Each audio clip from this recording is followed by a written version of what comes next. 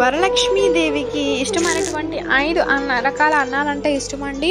అందులో మొదటిది పెరుగుతో తయారు చేసినటువంటి అన్నం. ఈ పెరుగన్నాన్ని అమ్మవారికి నైవేద్యంగా పెడితే సంపదలనేవి బాగా వస్తాయి. నెక్స్ట్‌ది పాయసాన్నం. ఆవు పాలు, బియ్యం, బెల్లంతో చేసిన పాయసాన్ని అమ్మవారికి నివేదన చేస్తే కోరుకున్నటువంటి పదవులు పొందుతారండి.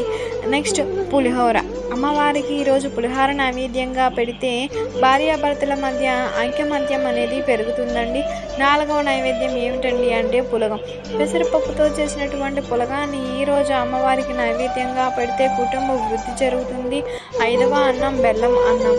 అన్నం బెల్లం నెయ్యితో చేసేటువంటి బెల్లం అన్నాన్ని వరలక్ష్మి అమ్మవారికి నివేదిస్తే సకల ఐశ్వర్యాలు కలుగుతాయండి. 5 అన్నాలు వరలక్ష్మి వ్రతం రోజున అమ్మవారికి నైవేద్యంగా పెడితే సకల శుభాలు కలుగుతాయి.